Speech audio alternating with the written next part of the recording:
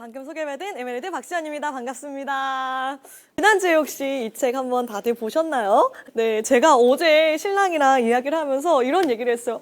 이거 아무래도 나 북텔링 못할 것 같아. 내용이 어렵거나 이게 제가 시간을 들이는 게 어려워서가 아니라 제가 이 책을 읽으면 읽을수록 진짜 만만하게 볼 책이 아니구나. 그리고 내가 지식만 전달하는 게 아니라 이 책에 나와 있는 설명되어 있는 원리들을 내 삶에 정말 적극적으로 적용하고 도입해서 그 결과도 함께 나눠야 할 텐데 아직은 나는 한참 부족하고 너무 멀었구나라는 그런 생각이 많이 들면서 과연 내가 이걸 할 수 있을까 이런 마음이 들었지만 저도 같이 공부하는 한 학생의 입장으로서 앞서서 배운 내용을 공유하고 함께 도전한다는 마음으로 카네기 인간관계론 2 시작해 보도록 하겠습니다. 지난번에 우리 서두를 이렇게 열었죠. 사람들이 일에 대한 어려움보다 사람에 대한 관계를 만들고 유지하는 거에 대해서 훨씬 더 큰 어려움을 느낀다. 그렇기 때문에 인간 관계의 바이블, 경영의 고전이라고 할 수 있는 이런 카네기 인간관계론과 같은 책이 오랜 시간을 거쳐서 지금까지도 베스트셀러의 자리매김을 하고 많은 독자의 사랑을 받고 있다라고 이야기를 했습니다. 첫 번째 원칙이 뭐였죠? 바로 비판이나 비난, 불평을 하지 말라입니다. 많은 사람들이 함부로 비판을 하지만 굉장히 그것이 위험하다. 왜? 그거는 한 인간의 소중한 자존심에 상처를 입히고요. 그의 자존심, 내가 중요하다고 생각하는 자기 중요감이라는 감정에 손상을 입히고 심지어는 죽을 때까지 지워지지 않는 원한마저 입히게 된다는 것이죠. 그래서 내가 누군가에게 죽을 때까지 원망을 받고 싶다? 그러면 마음껏 비판하라 이렇게 얘기를 했습니다. 그래서 링컨 대통령의 사례를 들면서 그 역시 젊은 시절에 많은 사람들이 비판하고 비평하기를 좋아했지만 중요한 결투, 목숨을 건 결투를 한번 치르고 나서는 단 한마디도 보내지 않는 편지 기억나시죠? 편지로서도 전혀 비판을 하지 않고 마음에 담아두었다. 그래서 이런 성경 구절을 늘 외우고 다녔다고 합니다. 비판을 받지 아니하려거든 비판하지 말라.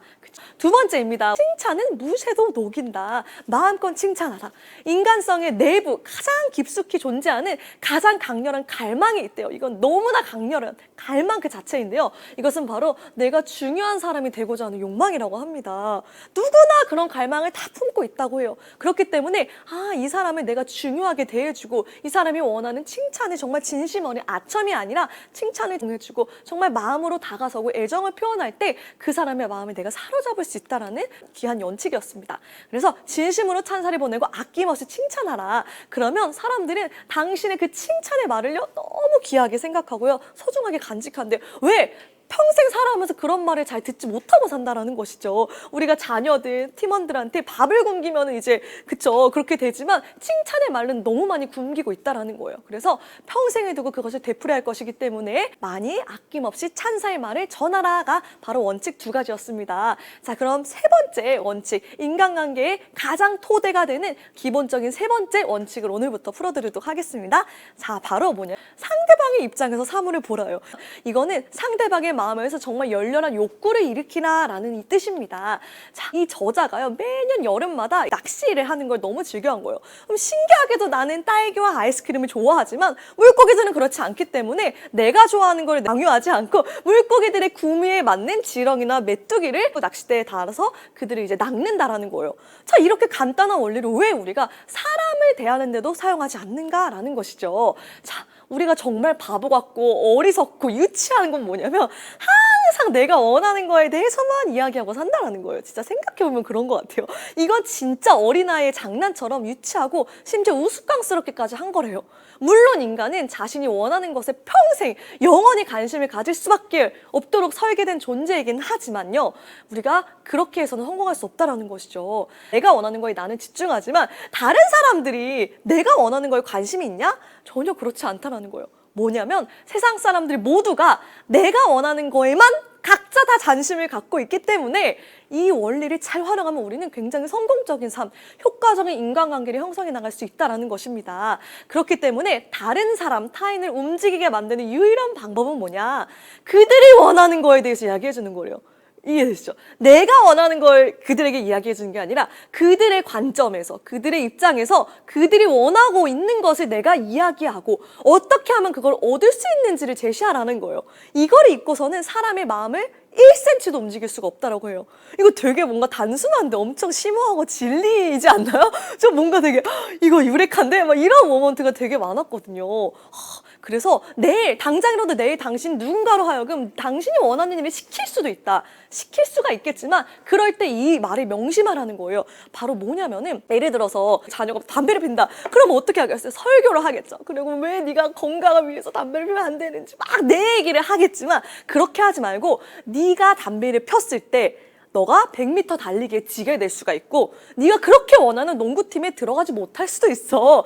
그 상대방이 원하고자 하는 거에 그 관점에서 풀어주면요.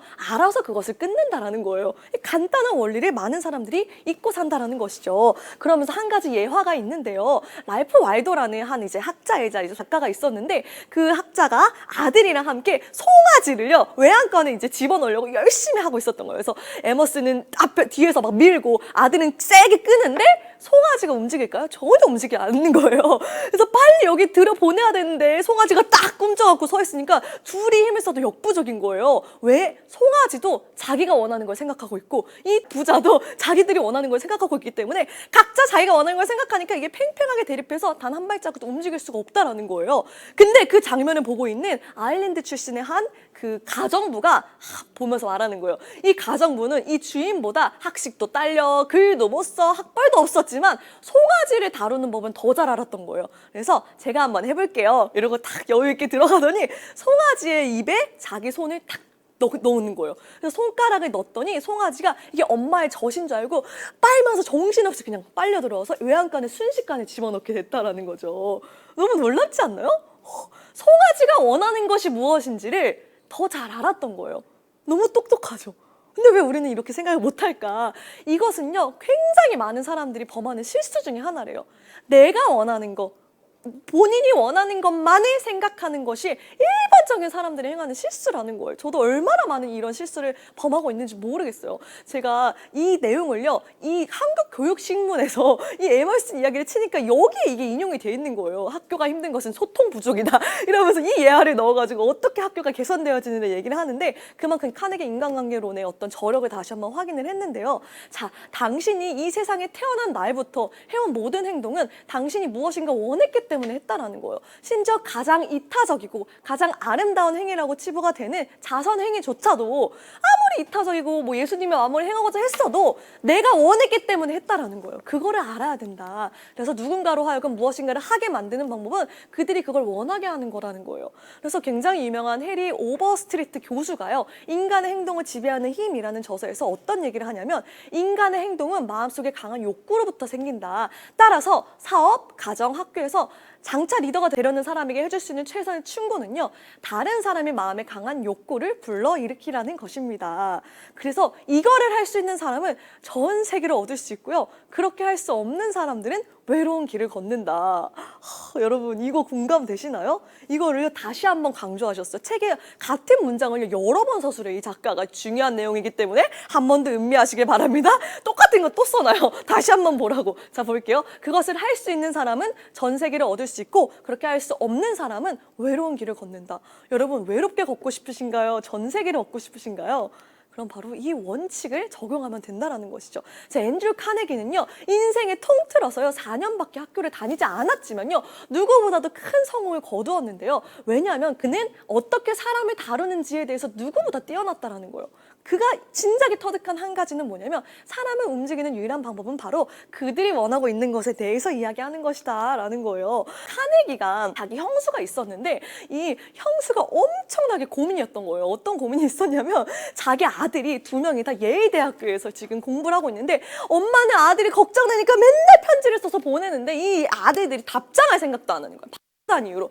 그러니까 답장을 오매불만 기다리는데 그 모습을 보고 형수 있잖아, 내가 답장을 쓰라는 얘기를 하지 않고도 답장을 보내게 하는 방법을 알고 있어. 내기할래? $100를 내기를 건 거예요. 어떻게 했냐면은 아무 말이나 쓴 거예요. 진짜 말도 안 되는 잡담을 막 늘어놓은 다음에 추신 $5 이렇게 두 조카에게 보낸 거예요. 그랬더니 곧장 답장이 온 거예요. 네, 친애하는 삼촌 보내주신 편지 감사합니다. 그런데 5달러가 빠졌네요.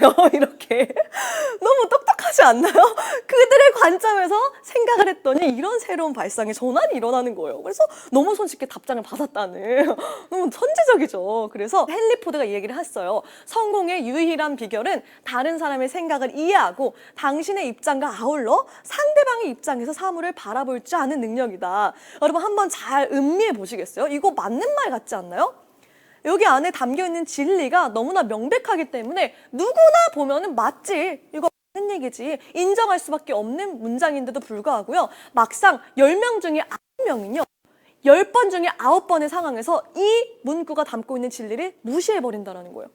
간단히 지나쳐버린대요. 이렇게 안 한다라는 거예요. 10명 중에 9명이 10번 중에 9번은 이렇게 하지 않는다라는 거예요.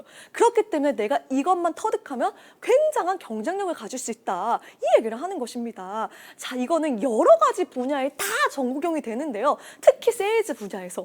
그러니까 오늘날 수천 명의, 오타가 났네요. 수천 명의 세일즈맨들이요, 충분한 수입도 얻지 못하고 실망으로 어깨를 축 늘어뜨린 채 거리를 걷고 있다. 왜 그럴까? 그들은 항상 내가 원하는 것만을 생각하고 있다는 거예요.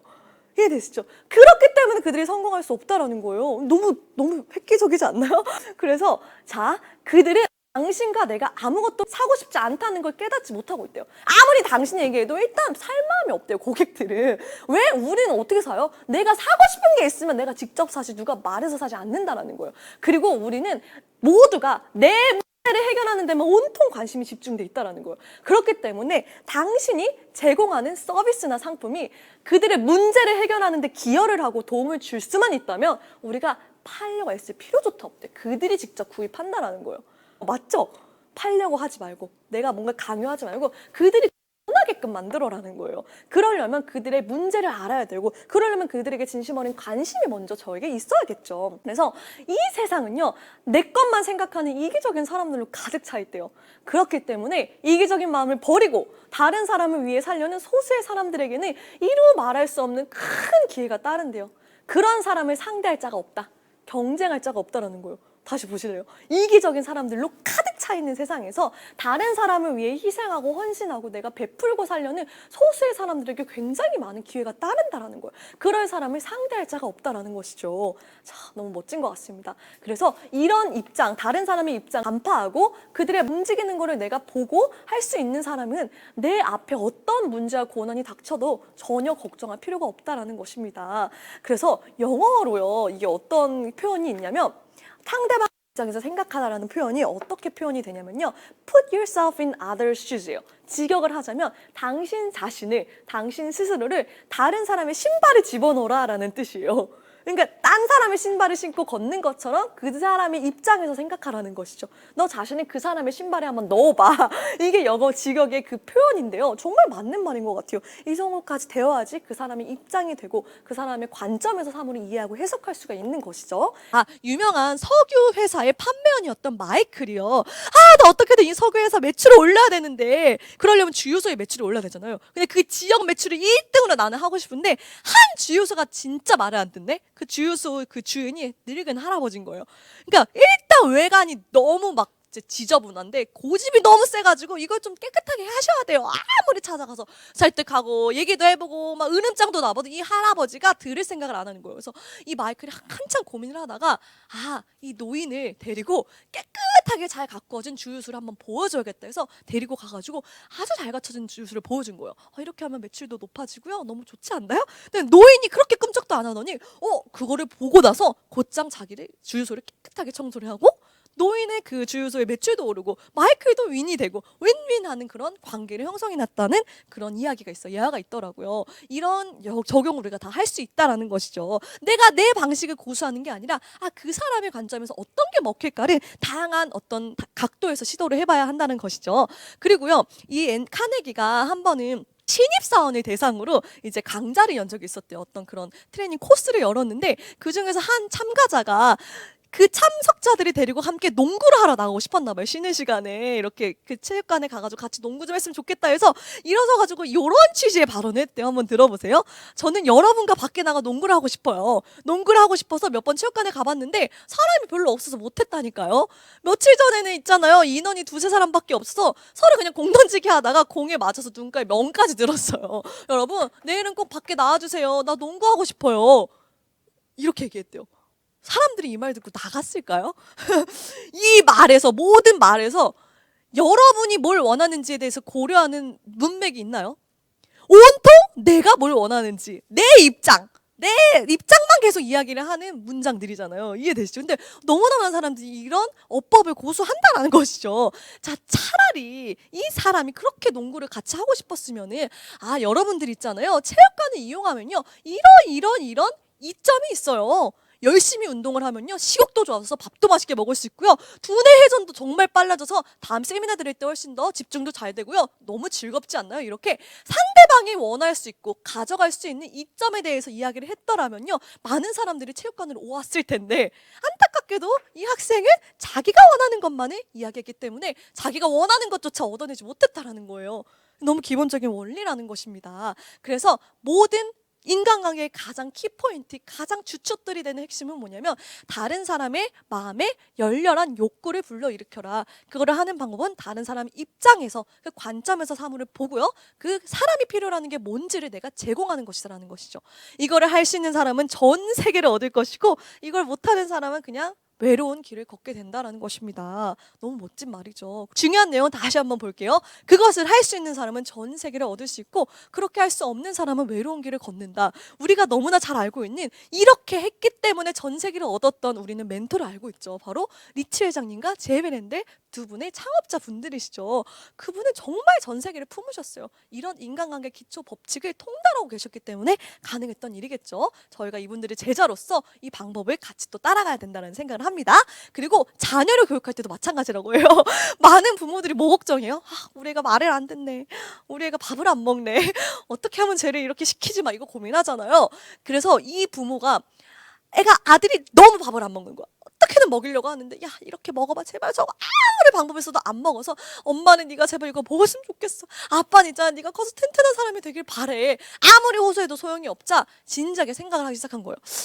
내가 원하는 걸 얘기하는 게 아니라 이 아이가 진짜 원하는 게 뭘까? 어떻게 하면 내가 원하는 것과 이 아이가 원하는 거를 접목시켜서 하나로 만들 수가 있을까 고민을 한 끝에 찬찬히 돌려보니까 맞아 얘가 매일마다 밖에 나가서 세발 자전거 타는 걸 그렇게 좋아하는데 저쪽 맞은편에 사는 장난꾸러기 그 친구가 맨날 얘가 타고 있으면 밀친 다음에 자전거를 뺏어서 타고 가는 거예요. 그럼 얘가 맨날 울면서 와가지고 엄마 자전거 뺏겼어 이러면은 엄마가 찾아가가지고 걔 내리고 다시 빼앗아 주고 이게 거의 매일 반복되는 일상이었던 거예요. 그래서 이거를 한번 접목시켜야겠다. 그래서 애기한테 말한 거죠. 있잖아. 너 엄마 아빠가 말하는 대로 시금치도 잘 먹고 무도 잘 먹고 생선도 잘 먹기만 하면은 쟤 있잖아. 쟤 장난꾸러 저 덩치 큰 애. 쟤보다 네가 더 이길 수 있어. 쟤 해칠 수 있어. 이렇게 얘기하는 거 어때요? 눈이 뜨이는 거지. 그러니까 아이의 자존심, 분노, 자기 중요감이라는 내적인 강렬한 감정에 복수심을 일으켜서 그 녀석의 코를 멋지게 한 방 먹이고 싶어하는 그 욕구를 불러일으켰던 거예요. 그러니까 얘가 잔말 없이 열심히 밥을 먹었다는 거예요. 시금치도 먹고 싫어하는 편식하는 것도 막 다 먹고 내가 걔를 이겨야지 이러면서 그 문제가 드디어 이렇게 해결이 됐다. 얼마나 많은 부부들이 이 방법을 활용하지 못해서 힘들어하고 있냐라는 것입니다. 활용할 수 있겠죠. 그래서 자녀를 키울 때 정말 중요한 키포인트 중에 한 가지는 자기 중요감을 성취할 기회를 계속 제공해 주라는 거예요. 그 아이의 입장 수준에 맞게 그 아이의 중요감을 계속 발산할 수 있는 기회를 제공하라. 그리고 자기 표현 방법을 스스로 발견할 수 있게 도와주라는 멘토링을 책에서 제시를 하고 있습니다. 왜냐하면 자기 표현의 욕구는요. 아까도 얘기했지만 가장 강렬한 인간 내부에 존재하는 열망이고 가장 중요한 욕망이기 때문에 이거를 건드는 순간 당신이 원하는 거를 얻어낼 수 있다라는 것입니다. 자, 우리는 어째서 이러한 심리를 우리의 사업상, 비즈니스에 적용하지 못하냐는 거예요. 우리가 어떤 멋진 생각이나 아이디어가 떠오를 때 내 거야라는 느낌을 주지 말고 그 사람이 생각해낸 것처럼 그 느낌을 주게 하고 마치 그게 당신의 생각인 것처럼 여기게 하라는 거. 그럼 사람들은 그걸 좋아하기 마련이래요. 내가 만들어낸 생각이니까. 그러고 나면 그걸 실행하기 마련이라는 거예요. 놀라운 또 비밀 중에 하나겠죠. 그래서 다시 한번 세 번째 가장 중요한 원칙이었어요. 정리를 하자면 먼저 다른 사람의 마음에 열렬한 욕구를 불러일으키라. 이거를 할 수 있는 사람은 전 세계를 내 편으로 만들 수 있고 이거를 못한 사람은 외롭게 걷는다. 욕구를 불러일으키라. 내 욕구를 발산하라가 아니에요. 여러분 아시죠? 내 욕구를 가지고 막 이거가 아니라 다른 사람의 마음에 욕구를 불러일으키라. 그럼 내가 일단 빠져야 돼요. 자 보면요. 이게 인간관계의 세 가지 기본 원칙이었어요. 첫 번째 비난 절대 하지 말라. 아시죠? 두 번째 칭찬은 무쇠도 녹인다. 절대적으로 칭찬 많이 하라. 세 번째가 상대방의 입장에서 사물을 보라. 이 세 가지 기본 원칙이었고요. 그 다음에 제가 오늘로 마무리를 지어야 하기 때문에 얼른 인간관계를 잘 맺는 6가지 비법에 대해서 툭툭툭 넘어가 볼게요. 이거를 얘기하기 전에 한 가지 말씀드릴 게 있다면 다 비슷해요. 6가지가요. 다 똑같은 게 하나가 있는데 뭐냐면 다 상대방이에요. 그러니까 내가가 하나도 없어요. 다 상대방에게 뭘 하라. 상대방으로 하여금 뭐 이거예요 다. 이게 진짜 이 카네기가 통달한 모든 인간관계의 비법이 모든 집중, 모든 포커스가 상대방에게 맞춰지는 거. 이게 핵심이구나. 자, 요걸 한번 잡고 한번 가보시겠습니다. 첫 번째, 6가지 비법 중 첫 번째는요. 다른 사람에게 순수한 관심을 기울이라. 자, 가장 친구를 잘 만드는 동물이 있다면 그건 바로 개이다. 개는요, 유일하게 일하지 않고도 먹고 사는 동물이래요. 닭은 알을 낳죠. 젖소는 이제 그 우유를 짜내서 먹고 살잖아요. 근데 걔는 아무것도 안 하고요. 이렇게 막 반갑게 맞이하고 기쁨을 주면서 먹고 사는 유일한 동물. 대단한 동물이다 얘기를 하는데요. 이 저자가 5살 때부터 아주 예쁜 강아지를 키웠는데 그 강아지를 키우면서 너무 많은 행복을 맛봤던 거예요. 왜냐면 유치원에 갔다 돌아오면 항상 마당에서 기다리고 있다가 자기를 기다리는 그 눈빛으로 자기를 발견하면 너무 반갑게 뛰어와서 맞이해주고 그게 얼마나 좋아요. 개들이 주는 기쁨 중에 하나잖아요. 근데 그 개가 이제 안타깝게도 벼락을 맞아서 죽어버렸대요. 그래서 그게 엄청 트라우마로 남았다고 이야기를 하는데 이 얘기를 이제 쓴 거예요. 걔가 죽고 난 다음에 티피야 너는 한 번도 심리학 서적을 읽어본 적이 없지. 그럴 필요도 없었겠지만 말이야. 너는 타고난 본능으로 다른 사람들로 하여금 너에게 관심을 갖도록 애씀으로써 2년 동안 사귈 수 있는 친구의 수보다 네가 다른 사람에게 관심을 가짐으로써 2달 만에 더 많은 친구를 사귈 수 있다는 걸 알았지. 이거를 걔한테 배웠다라는 겁니다. 자, 정리를 할게요. 2년 동안 내가 다른 사람들로 하여금 나한테 관심을 갖기 엄청 노력하는 것보다도요. 내가 다른 사람에게 먼저 관심을 가지면 단 2달 안에 더 많은 친구를 사귈 수가 있대요. 그런데 평생을 이 원리를 모르고 다른 사람이 나한테 관심을 갖기 위해 이제 관종이란 말 알죠?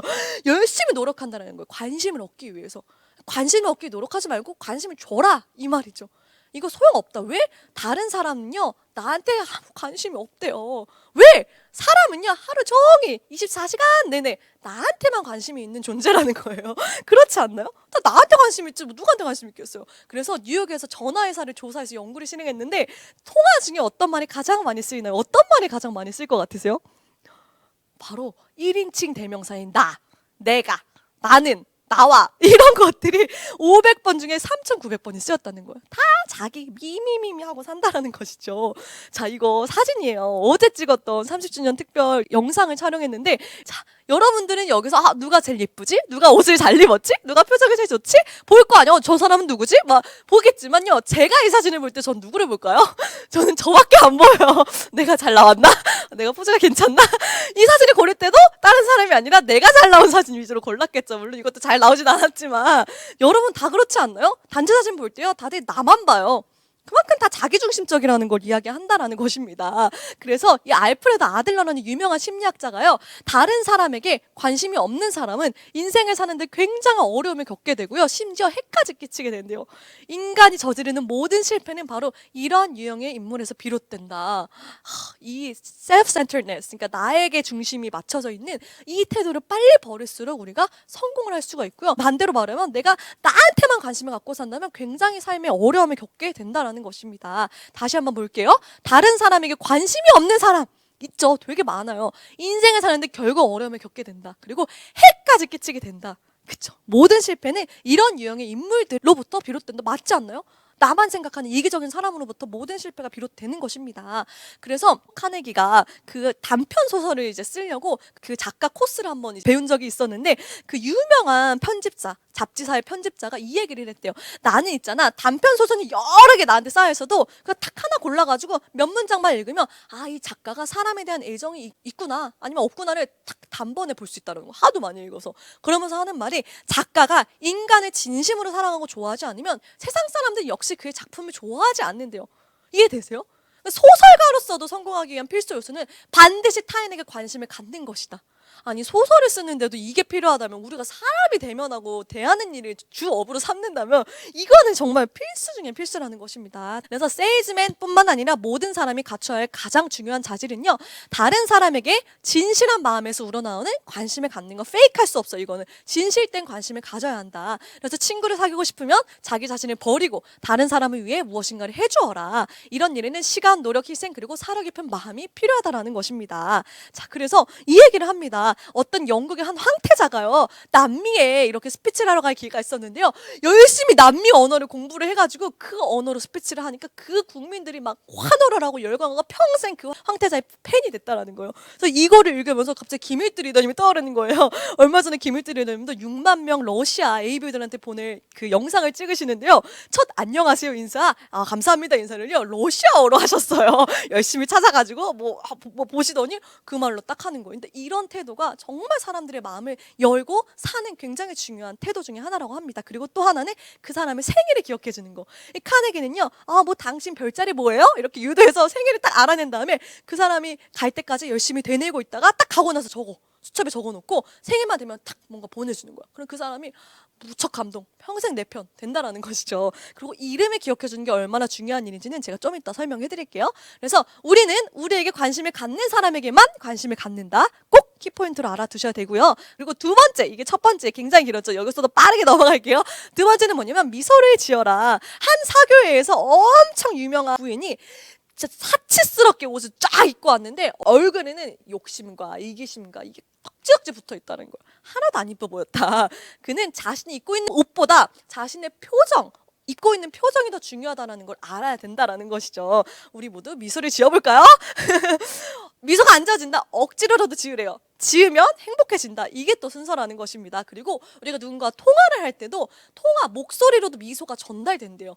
그래서 항상 이렇게 기쁜 마음으로 통화를 하고 누군가에게 제품을 전달하러 갈 때도 가장 행복한 기분을 끌어올려서 미소를 지은 상태로 첫 대면을 하면요, 가장 임팩트 있는 첫 인상을 심어줄 수 있다고 이야기를 합니다. 미소는요, 아무런 대가를 치르지 않고 많은 것을 이뤄내고요, 받는 사람의 마음을 풍족하게 해주지만 그렇다고 주는 사람의 마음을 가난하게 만들지는 않는다. 그래서 상대방에게 정말 인상 깊은 첫인상을 주고 싶다면 미소를 지어라. 이것이 인간관계를 잘 맺는 두 번째 비법이었고요. 세 번째는요, 상대방의 이름을 잘 기억하라. 여러분, 굉장히 훌륭한 대통령이었던 프랭클린 루즈벨트가요, 무려 5만 명의 이름을 싹 기억하고 있었대요. 너무 놀랍지 않나요? 그리고 이 카네기도요, 한 번에 외국에서 연설을 한 적이 있었는데 자기 비서가 상대방의 이름을 잘못 스펠링을 써서 그 사람이 엄청 불쾌했다라는, 그래서 그 후로부터 이름을 외우는데 진짜 노력을 많이 했대요. 그리고 리치 디버스 회장님도요, 연설을 할 때 딱 포인트들만 적고 다 그냥 얘기를 하는데요, 포인트 외에 뭘 적었냐면 이름, 중요하게 내가 언급해야 할 사람들의 풀 네임을 정확하게 써서 그 사람들의 이름을 정확히 언급하는 거에 대해서 굉장히 중요하게 여기셨다고 합니다. 왜냐면요, 이름이라고 하는 거는요, 어떤 사람에게, 우리 모두에게요, 모든 언어, 모든 랭귀지를 통틀어서 가장 달콤하고 가장 중요한 사운드라는 거예요. 아무리 100만 개의 언어가 있어도 내 이름만큼 내 스스로에게 중요한 의미를 갖는 언어가 없다라는 것입니다. 그렇기 때문에 사람들의 이름을 기억하고 자주 불러라. 그러면 당신은 칭찬을 받게 될 거지만 이 이름을 잃어버리거나 잘못 쓰면 곤란에 빠진다라는 거예요. 왜? 사람들은 놀랄 만큼 내 이름에 중요한 의미를 부여한다라는 거예요. 그래서 나는 잘 못해요, 기억력이 딸려, 이런 사람은요, 경영의 중요한 부분을 그냥 모르고 있다라는 거예요. 그래서 사람들은 자기 이름을 영원히 남기고 싶어하는 그 자기 중요감, 욕구랑 연결돼 있죠. 남기고 싶고 자랑스럽게 여기고 싶어 하기 때문에 어떠한 대가를 치르더라도 내 이름이 빛나게 되기를 원한다라는 거예요. 그래서 이름이 있는다? 그럼 그 사람이 있는다라는 것입니다. 이름 너무 중요하죠. 저도 더 잘 외우겠습니다. 그리고 네 번째입니다. 상대의 말을 잘 경청하라. 너무 당연한 얘기지만요, 이건 뭐냐면 아까 우리 칭찬하라고 얘기했죠. 두 번째, 칭찬하라였는데요, 가장 좋은 찬사의 방법 중에 하나가 경청이래요. 나의 얘기를 열중해서 들어주는 것보다 더한 칭찬은 없대요. 너무 놀랍지 않나요? 저도 그런 거 많이 느끼거든요. 진심으로 경청하는 태도는 우리가 다른 사람에게 줄 수 있는 최고의 찬사 중에 하나이다라는 거예요. 경청하는 그 자체가 칭찬이라는 거예요. 그리고 또한 자녀가 이야기할 때 제발 일하던 것 좀 멈추고 끝까지 들으라는 거예요. 엄청 뜨끔했어요. 좀 바빠가지고 알았어 막 이랬는데 그것만큼 자녀에게 사랑의 메시지를 보내기 더 좋은 방법이 없다. 그리고 많은 사람들이 상대방의 이야기를 주의 깊게 듣지 않기 때문에 좋은 인상을 주지 못한다라는 거예요. 그리고 또 경청하지 않고 내 말만 하는 사람들이 있어요. 이런 사람은 그냥 나밖에 모르는 사람이래요. 그리고 이런 사람 진짜 교양 없는 사람이다 이거 얘기를 해요. 그 사람이 어느 정도 교육을 얼마나 많이 받았든 상관없이요. 진짜 교양 없는 사람. 내 얘기만 하는 사람. 우리 그렇게 되면 안 되겠죠. 우린 그런 사람들이 아니고요. 다섯 번째입니다. 상대방의 관심사에 대해 이야기하라는 답. 비슷비슷하죠? 근데 다 상대방이에요. 그래서 루즈벨트 대통령이에요. 이분은요, 어떤 손님이 오든 간에요, 아주 유창하게 그들의 관심사에 대해서 막 하루 종일 얘기를 했는데 그 비법이 뭐냐면요. 전날 밤에 그들이 관심을 갖고 있는 문제에 대해서 열심히 공부를 했대요. 밤새서 공부를 하고 열심히 얘기를 한 거죠. 이 카네기도 8살 때 한 신사를 만났는데요. 이때 카네기가 보트에 엄청 관심이 많을 때였는데 그 신사가 보트에 대해서 막 얘기를 하네? 너무 재밌네? 그래서 시간 가는지 모르고 대화를 해서 엄마한테 엄마! 그 신사도 보트를 너무 좋아하나 봐요. 했더니 야, 그 신사가 네가 거기에 관심 있는 줄 알고 거기에 맞춰준 거지. 그거를 잊을 수가 없었다라는 거예요. 영원한 임팩트를 남긴다라는 것이죠. 그래서 한 인간의 마음을 사로잡는 지름길은 그 사람이 가장 흥미를 느끼고 좋아하는 일에 대해 이야기하는 거. 그러니까 내가 좋아하고 열정적인 거가 아니라 제발 상대가 흥미를 갖는 게 뭘까? 상대가 지금 열정적으로 관심을 갖고 있는 그 주제가 뭘까? 이거를 내가 알고 이왕이면 공부 조금 해서 얘기를 한다면 엄청나게 그들의 마음을 사로잡을 수 있다는 것입니다. 자, 6번째 또 상대방으로 시작합니다. 상대방으로 하여금 중요하다고 느끼게 하라. 단 제발 페이크하지 말고 성실하게 하라라는 거예요. 얘기했지만 중요한 존재가 되려는 소망은 인간의 가장 뿌리 깊은 욕구이기 때문에요. 사람들은 주위 사람들로부터 칭찬받고 진정한 가치를 인정받기를 원한다라는 거예요. 큰 세계까지는 아니더라도 적어도 내가 존재하는 이 자그마한 세계에서만큼은 내가 중요한 존재이고 싶어하기 때문에 경박한 아첨은 듣고 싶어하지 않지만 진심에서 우러나오는 칭찬은 굉장히 열망하다. 그렇기 때문에 너가 정말 중요한 존재야. 너 정말 소중한 존재야를 느끼게 해주라는 것입니다. 여러분, 이 원칙 가장 잘 적용해서 그들의 삶의 성공을 이끌었을 뿐만이 아니라 아메이라는 기업, 그리고 그 기업과 함께 파트너십을 맺고 있는 전 세계 수백만 명 베이비들을 성공의 삶을 이끌었던 이 리치아 제이의 위대함이요, 이러한 기본적인 원칙에서 저는 기인했다라고 생각을 합니다. 저희가 또 리치아 제이의 자랑스러운 제자로서 이런 원칙들을 내면화시키고 적용을 해서 저희 앞으로 사업에 더욱더 성공적으로 성장하는 저희 모두가 되기를 저도 함께 응원하고 저도 함께 성장하도록 하겠습니다. 감사합니다.